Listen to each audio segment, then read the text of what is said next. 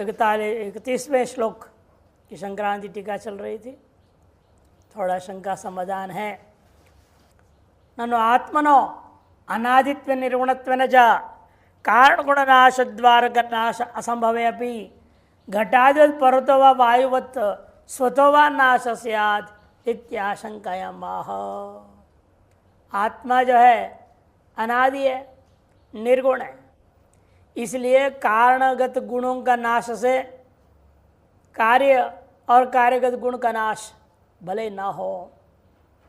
कारण गुण नाशाद या नाशद्वारक नाश असंभवे अपि कारण तद्गत गुणों के नाश द्वारा कार्य गुण का नाश रूपी जो प्रक्रिया है सामान्यतया वह भले या नहीं हो सकता। लेकिन घटादि के समान परत नाश तो हो जाएगा। ये डंडा पड़ेगा तो घट क्या हो जाएगा? फूट जाएगा, नष्ट हो जाएगा। परत नाश हुआ ना, वो स्वतः नष्ट थोड़ी हुआ, तो बना पड़ा रहता है घड़ा, तो परत नाश हो जाता है। अतो वायु के समान स्वतो व नाश, तो वायु के समान स्वतः नष्ट हो जाए। वायु टिकती नहीं ना, आ रहा है जा रहा, आ रहा है जा रहा है। स्थायी वायु कभी होता है, सिलेंडर में बंद करना पड़ता है, नहीं तो कहाँ टिकेगा वो। वहाँ भी कब तक टिकेगा? रखे रखे फट ही जाते, नहीं तो वो भी उपयोग करते रहो तो ठीक है, खतरा है उससे भी। तो वायु का स्वभाव है, वह टिकाऊ नहीं होता है, स्वयं नष्ट होते रहता है। वैसा मान लिया जाए इस आत्मा का भी परत ये स्वतः नाश हो, कार्य कारण भाव से भले नाश ना हो, किंतु परत ये स्वतः नाश मानी जाए। इत्याशंकायाम आह, तब स्वतः नहीं परमात्मायम अव्ययः परमात्मेति परमश्चसौ आत्मा इति इदं हेतुगर्भितं विशेषणद्वयम् परमश्चसौ आत्मा च, यूँ कहते हुए यहाँ पर हेतु गर्भित दो विशेषण है एक में। आत्मा खड्ग अग्नि आदिभ्य न नश्यति, अच्छेद्योयम अदाह्योयम अक्लेद्य अशोष्येव च, कहा है ना द्वितीय अध्याय में। खड्ग के अंदर छेदन करने योग्य नहीं है, अच्छेद्योयम। अग्नि के अंदर दाह करके नाश करने योग्य नहीं, अदाह्योयम।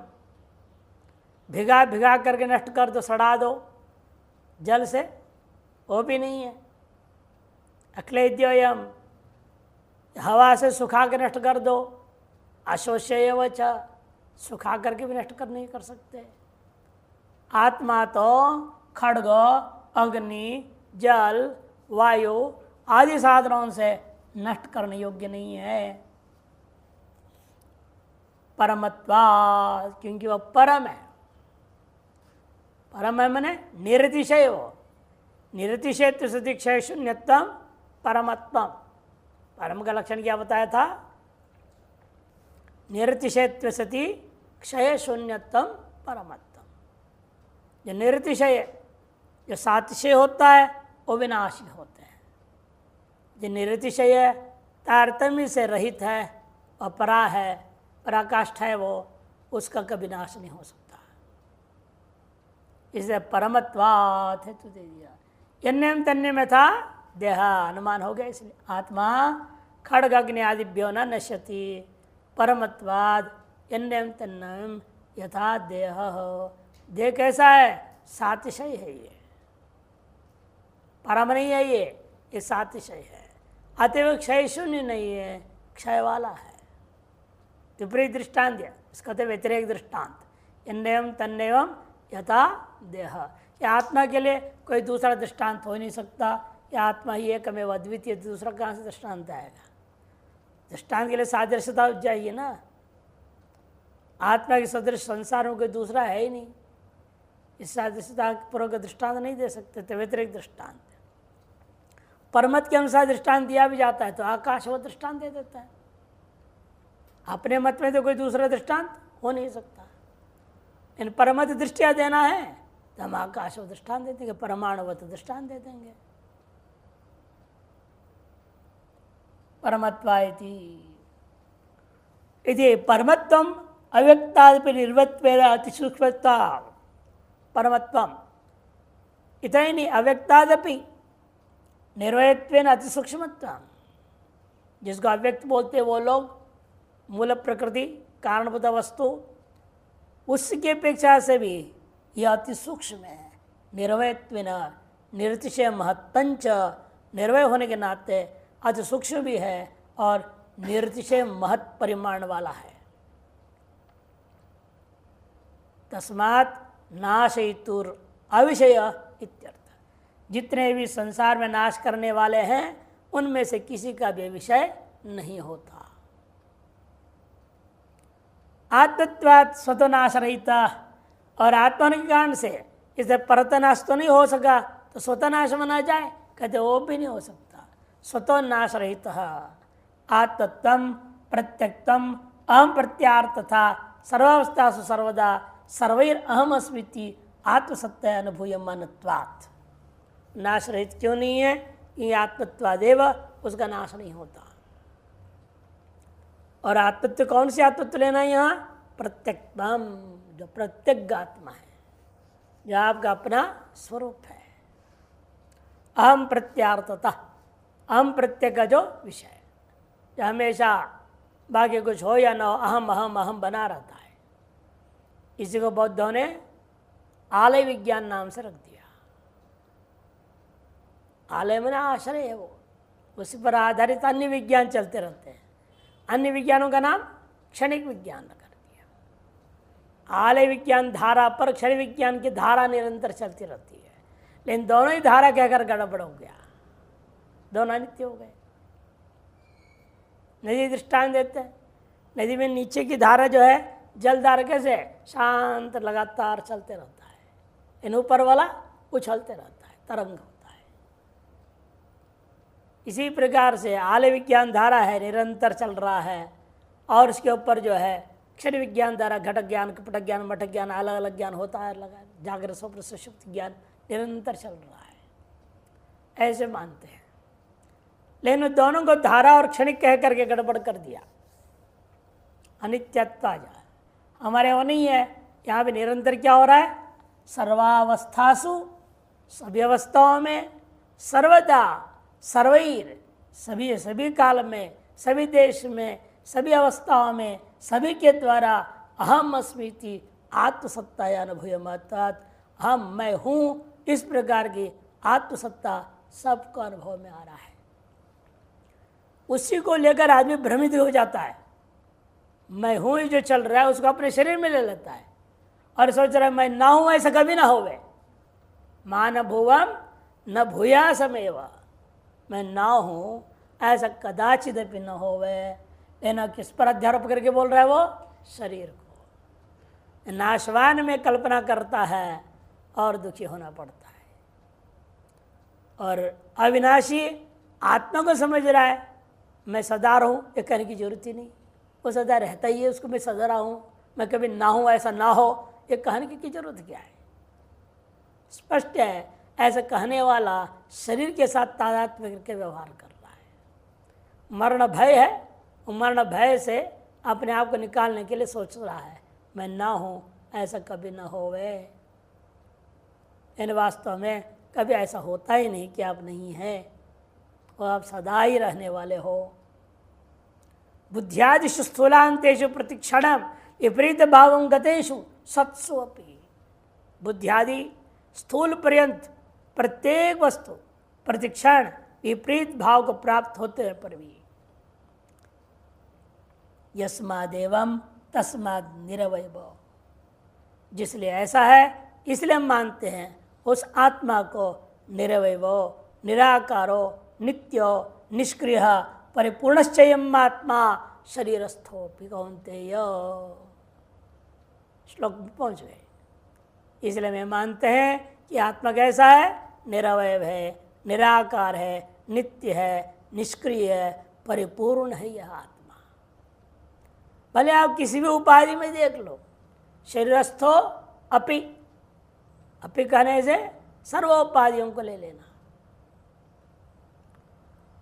यदि अपि आत्मना स्वे महिमनि तिष्ठतः परमहतो अधिकरणम नास्ति, यद्यपि ये आत्मा जो अपने महिमा में स्वतः प्रतिष्ठित रहने वाला है, उसका कोई अधिकरण संसार में होता नहीं है। फिर शरीर को अधिकरण कैसे कह दिया आपने? शरीरस्थोपि, शरीर में स्थित, शरीरे तिष्ठति इति शरीरस्था सुपिस्था सूत्र है व्याकरण में, उससे बनाया है। इसलिए लगता है शरीर अधिकरण हो गया आत्मा का, उसमें रहने वाला वस्तु हो गया। तो उसका जवाब देते नहीं, यद्यपि ऐसा आप विचार कर सकते हैं, यद्यपि आत्मना स्वे महिमनि तिष्ठतः परम महतो अधिकरणम नास्ति, जो परम महत परिमाण वाला है उससे कोई अधिकरण नहीं हो सकता। फिर क्यों कहा भगवान ने?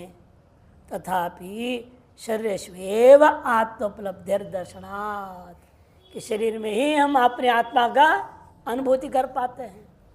जितने अंतर्मुख होते जाते हैं उतने ही अपने आत्मा का अनुभूति कर सकते हैं। इसे शरीर में ही अनुभूति होने के कारण से शरीरस्थ कह दिया गया है, लेकिन है वो सर्वत्र। शरीरेषु आत्मोपलब्धेर, फिर भी शरीर में ही आत्मा की उपलब्धि होते हुए सभी को अनुभव में आता है, इसलिए शरीरस्थ इत्युच्यते। इसलिए भगवान ने यहाँ शरीरस्थ कह दिया है।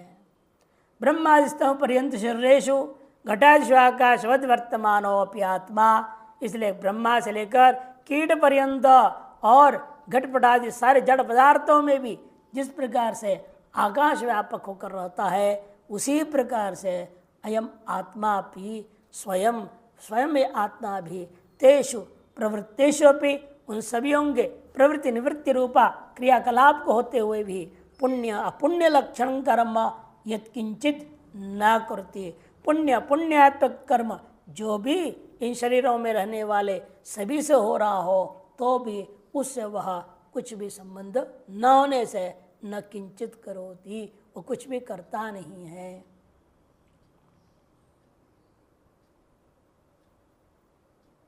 किंतु शरीरेषु बुद्धि विरुद्ध साक्षित्वेन तूष्णीम तिष्ठति, किंतु शरीरों में बुद्धि वृत्ति इन सभीयों का साक्षी रूप में इसमें स्थित रहता है। जैसे जलस्थ सूर्य के समान है, पृथ्वी में पड़ा हुआ जो सूर्य है वो कुछ हलचल थोड़े करता है, लेकिन हलचल कहाँ हो रहा है? जल में। जल में होते हुए हलचल को प्रतिबिंब में आप कल्पना कर लेते हैं और कहते देखो इतना सूर्य हिलता है, बड़ा जबरदस्त हिल रहा है।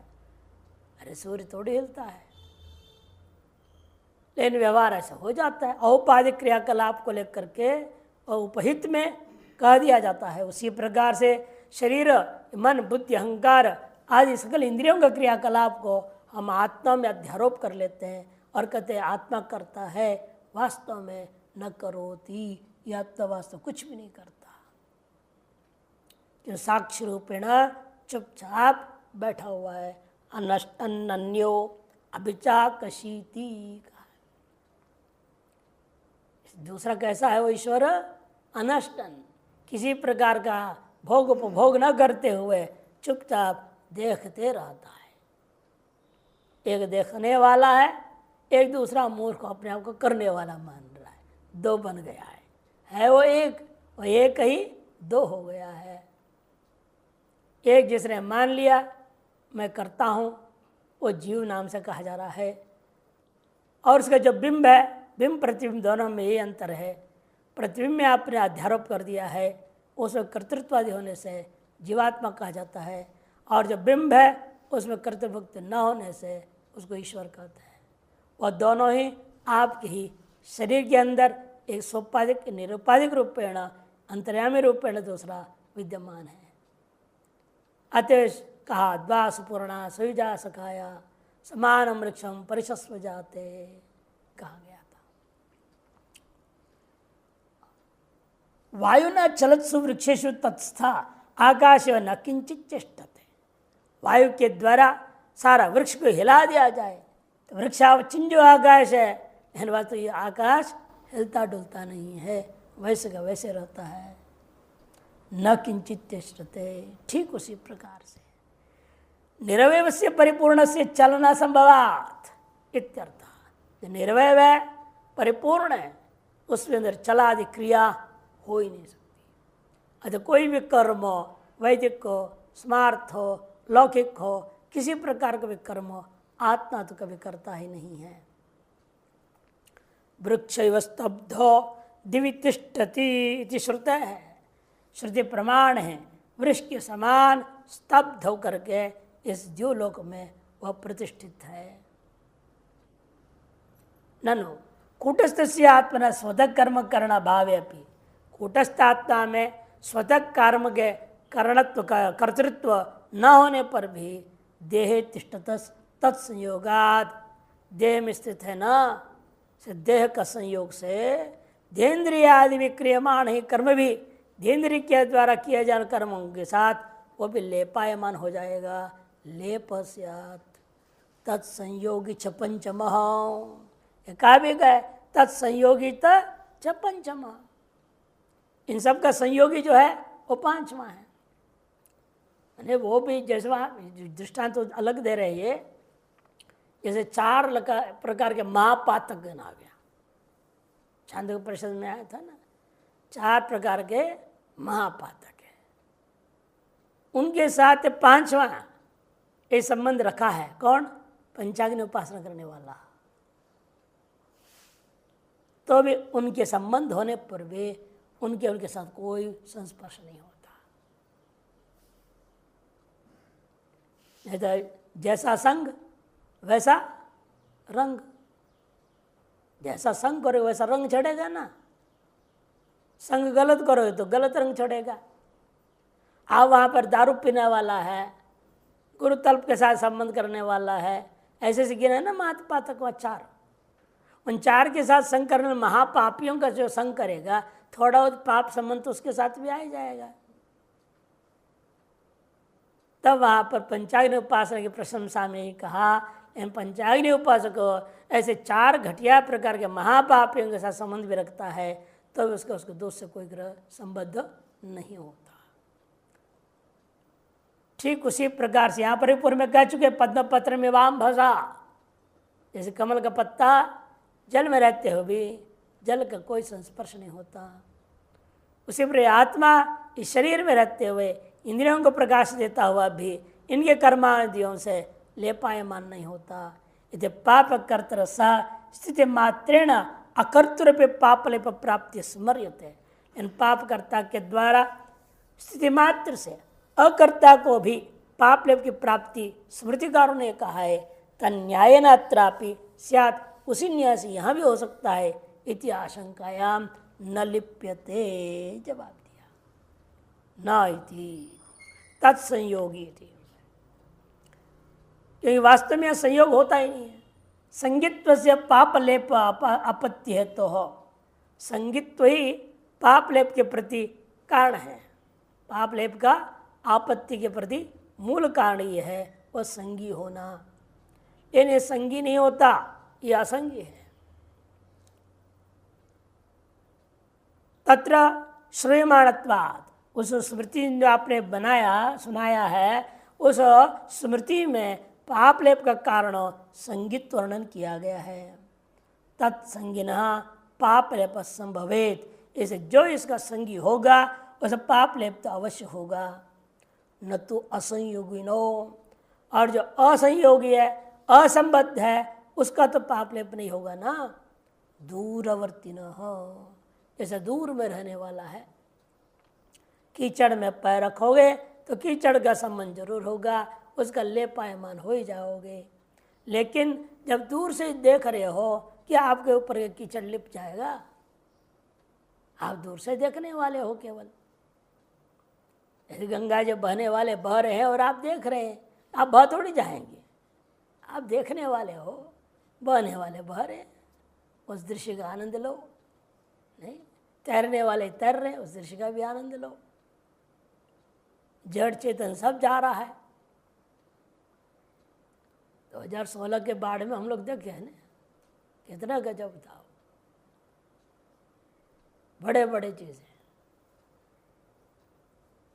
कहीं इतना दूर पता न कहाँ हुआ और वहाँ से यहाँ तोड़ फाड़ करते हुए चले आया, रास्ते के कहीं गांव कहीं सब निपटाते आया हो। अपने वहाँ गंगा किनारे में सिलेंडर आके गिरे, गांव वाले उठा उठा के ले गए। बड़े बड़े ट्रंक आ रहे हैं, वो भी टेढ़ा मेढ़ा हो गया सब, आते आते उठा, हालत खराब थी। गाड़ियाँ जा रहे हैं। आप आज तक भी निर्लिप्त हैं उन चीज़ों से क्योंकि आप दृष्टा रहे हैं, दृश्य देखते रहे। आप संगी हो जाओगे तो दुखी हो जाओगे। तथात्रापि इसी पर यहाँ पर भी निर्वेत्वेन अति सूक्ष्मत्वाद आत्म देहेन्द्रियादि भी तत्कृत कर्म भिश्च संयोग असंभवात। निर्वय होने के नाते अति सूक्ष्म के कारण से भी ये आत्मा देहेन्द्रिय आदि और उनके अंदर किए जाने कर्मादियों के साथ में संयोग न होने से न तत्कृत कर्मलेप तत्कर्मलेप होता नहीं इत्याह न लिप्यत इति। देहेन्द्र तद विकार तदवस्था तद व्यापृति साक्षित्वेन।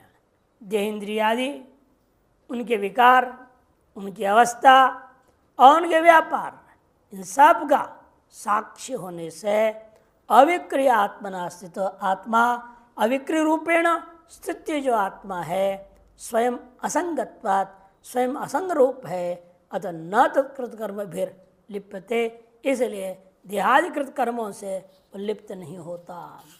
असंगोयम पुरुषः बृहदारण्यक में कहा भी है। टिप्पण अभी तक के जो हुआ है 31 श्लोक तक का वर्णन कर रहे हैं संक्षेप में। 27वें श्लोक से कहेंगे। 27वें श्लोक है आत्मन सर्वत्र समत्वम मुक्तम। आत्मा सर्वत्र सम है, ये बात कह दिया गया। 28वें मैंने 28वें श्लोक में उसका ज्ञान फलम एकोनविंशतमें च, और उस ज्ञान और ज्ञान का फल का वर्णन किया गया। और 29वें श्लोक में साम्यत्व दृढ़ता अर्थताम आत्म अनात्म भेदोक्ति कृत। उसी साम्यत्व की दृढ़ता की सिद्धि के लिए आत्म और अनात्मा का भेद को स्पष्ट किया गया। 63वें च और 30वें श्लोक में तो उपाधिस्तत्वेपि कर्तृत्वादि अभाव कतरेन न करोति न लिप्यते। उपाधि में रहने पर भी, शरीर में रहने पर भी कर्तृत्वादि अभाव का कथन के द्वारा ब्रह्म संपत्ति उत्तम पूर्वोक्त ब्रह्म संपत्ति के साथ अन्वय कर दिया गया है। तदेव कर्तृत्वाद्य भावम विषेदति, उसी कर्तृत्वादि अभाव को यहाँ 31वें श्लोक में और स्पष्ट कर दिया। कैसे स्पष्ट किया है? हेतु विरस्मिन श्लोक है। अनेक हेतुओं के द्वारा इस श्लोक में उन्हीं बातों को युक्ति प्रदान अनुमान प्रदान के द्वारा स्थापित कर दिया है। कस्तूरी पटन न्यायेन च देहगत गुण दोषाः आत्मनि प्राप्यन्ते चेत आह। कोई पूर्व पक्ष आशंका करता है कस्तूरी पटन न्याय लगा दिया इसने। कस्तूरी पटन न्याय क्या है? भैया आप अलमारी में कपड़े रखते हो, उन कपड़ों का भी नीचे में क्या रखते हैं? कोई भी सुगंधित चीज़ रख देते हैं।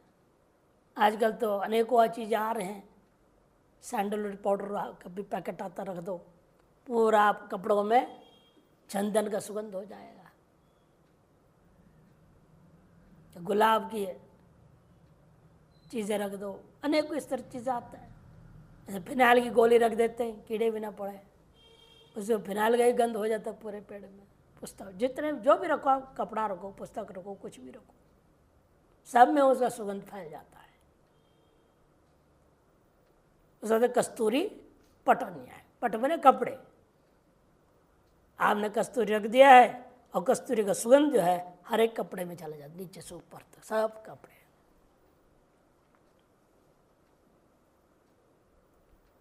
कस्तूरी पटन न्याय से इसे देहगत गुण दोष भी आत्मा में लगना चाहिए। ये इस तरह से किसी पूर्व पक्षी ने आशंका किया, आत्मनिप्राप्यन्ति चेद आह अनादित्वाद निर्गुणत्वाद। तब दृष्टांत क्या हमारे लिए? उस न्याय के खिलाफ दूसरा न्याय क्या है? घटाकाश न्याय दोष परिहर्तव्या। घटाकाश पटाकाश आदि जो घटाकाश से कस्तूरी पटन न्याय है, उसके विपरीत न्याय कौन सा है? घटाकाश न्याय। संबद्ध होते भी असंबद्ध होने से संबद्ध वस्तु के गुण दोष की व्याप्ति नहीं होती है।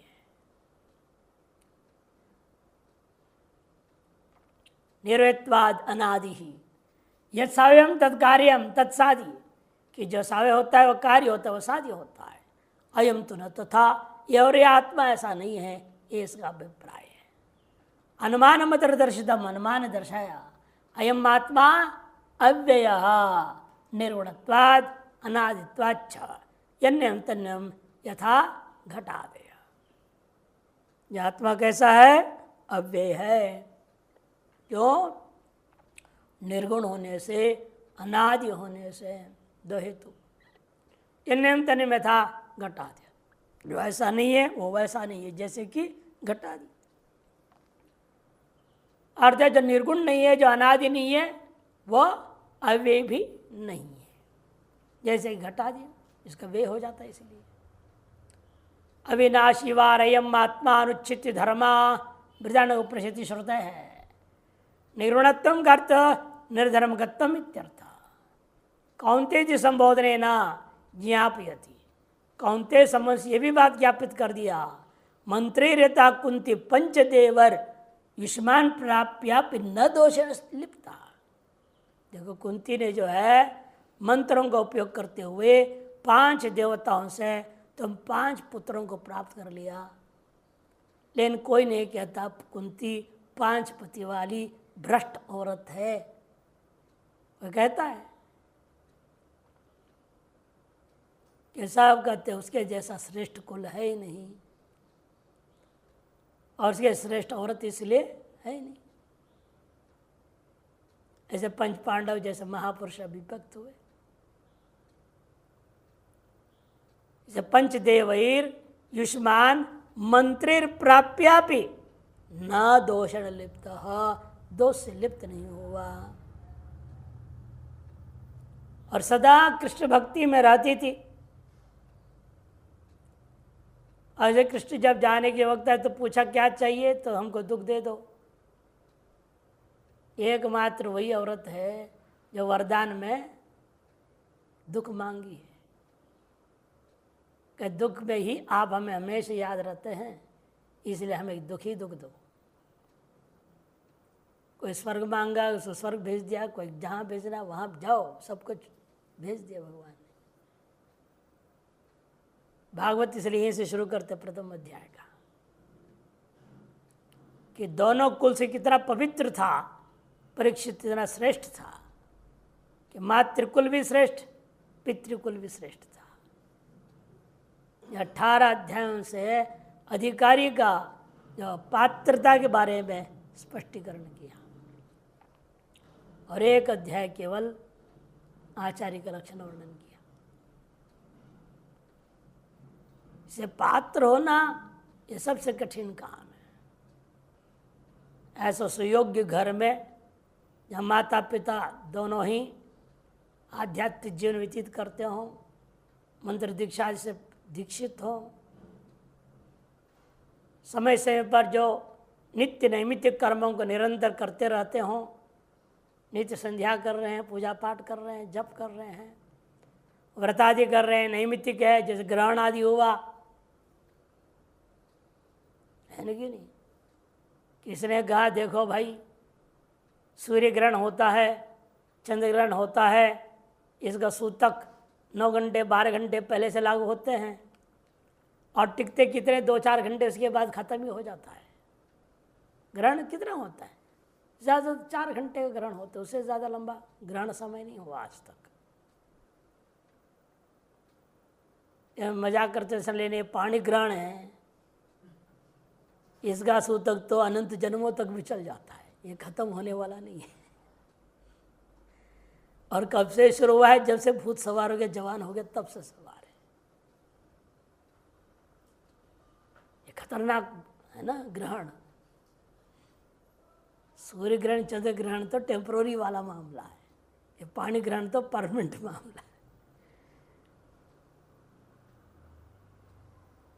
और इसलिए इन सब से अलग हो जाओ, आत्म प्रतिष्ठित हो जाओगे, सर्वधर्म रहित हो जाओगे, सर्वदोष से लिपायमान नहीं होता। न दोषेण लिप्त तत्वदयम् आत्मा न करोति न लिप्यते। उसी प्रकार आत्मा न करता है न लिप्त होता है। अब प्रश्न उठता है, किमिव न करोति न लिप्यते, किसके समान या न करता है न लिप्त होता है? इसे कोई दृष्टांत दीजिए। इत्यत्र दृष्टांत महा, दृष्टांत समझाने के लिए अगला श्लोक आरंभ होता है। संक्रांति अवतरणिका। सर्वथापि उपाधि स्व प्रारब्धानुसारेण वर्तताम। सर्वथापि उपाधि जो है स्व प्रारब्ध के अनुसार भले ही वर्तन करें। तत्र स्थोपि आत्मा तद धर्म कर्म अवस्था भी किंचित क्वचित अपि न स्पृशते व। उसमें तारस उपाधि में स्थित होने पर भी यह आत्मा उस उपाधि के धर्म कर्म अवस्था आदियों से थोड़ा सा भी लेश मात्र भी क्वचित अपि किसी काल में भी संबंध नहीं रखता। इति दृढ़ निश्चयवद्भिर ब्रह्मविद्भिर आत्मन्येव आत्मभावापन नहीं।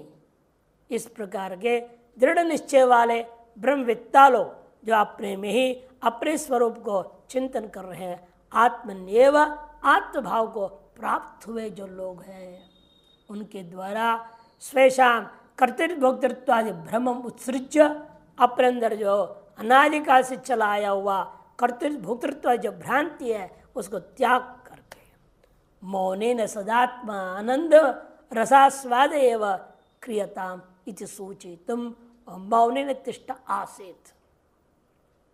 वृदारण्यक उपनिषद में कहा है वो कैसे रहता है?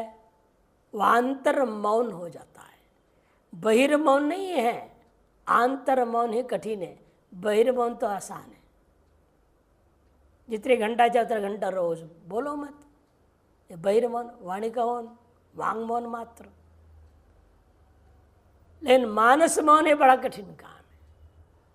मन जो संकल्प विकल्पात्मक है और संकल्प विकल्प रहित होकर स्थित हो जाए, अमनी भाव जिसको कहते हैं, वो बड़ा कठिन काम है। वह मौन भाव को प्राप्त हो जाए तब यह सदा आत्मानंद रस का आस्वादन करता हुआ रह सकता है। इस बात को सूचित करने के लिए श्री भगवान उक्तमपि आत्मन उपाधिकृत कर्मलेपा भावम उक्त पूर्व श्लोक में और उससे पहले भी कहा हुआ जो बात है उपाधिकृत कर्म का लेप का भाव इस आत्मा में है, उसको पुनरपि सदृष्टांत प्रतिपादयति, पुनः दृष्टांत सहित इस बात का प्रतिपादन कर रहे हैं। क्या जरूरत थी? मंद प्रज्ञा नाम अपे कर्तव्य भोक्तृ ब्रह्म विच्छित है। अति मंद प्रज्ञा वाला के अंदर में यह ज्ञान उत्पन्न करना है कि मैं कर्तृत्व भोक्तृत्व रहित हूँ। कर्तृत्व भोक्तृ भ्रम का विच्छेद करने के लिए बिना दृष्टांतों को दिए समझाओ तो पकड़ता नहीं है। अच्छे बुद्धिमानों के लिए भी दृष्टांतों की जरूरत पड़ती है। शुष्क सिद्धांत सुनाओ तो कुछ भी नहीं समझ में आएगा। इसे गणित में भी देख लो, क्या फॉर्मूला सुनाते जाए तो क्या समझ में आएगा? इसे फॉर एग्जाम्पल लिख देते, तुरंत एक एग्जाम्पल देना पड़ता है। बिना उदाहरण का क्या समझ में आएगा? कुछ भी नहीं समझ में आता है। उत्तम बुद्धि वाला, मध्यम बुद्धि वाला, मंद बुद्धि वाला, मंदतर मंदतम बुद्धि वाले को अलग अलग प्रकार के दृष्टांत देने पड़ते, इतना ही फर्क है। दृष्टांत में भी सूक्ष्म दृष्टांत से पकड़ लेता है और किसी की मोटी बुद्धि इतनी जाए तो मोटे दृष्टांत से समझाना पड़ता है। आप देख रहे छांदोग्य उपनिषद में श्वेत केतु को कितने दृष्टांतों से समझा रहे हैं। दही से मक्खन निकालने का दृष्टांत लिया नहीं, बीज से वृक्ष पैदा होने का दृष्टांत लिया। स्थूल दृष्टांत ये सब ले रहे हैं, बाद में सूक्ष्म दृष्टांत में जाएंगे। यहां पर भी इसी प्रकार से पहले, यहां तो पहले सूक्ष्म दृष्टांत दे चुके हैं, अब जो है स्थूल दृष्टांत की ओर जा रहे, विपरीत क्रम में। यहां उत्तम अधिकारी के लिए पहले बोल दिए, अब मध्यम अधिकारी से मंदाधिकारी से मंदतम मंदतर मंदतम अधिकारियों के लिए कहने जा रहे हैं।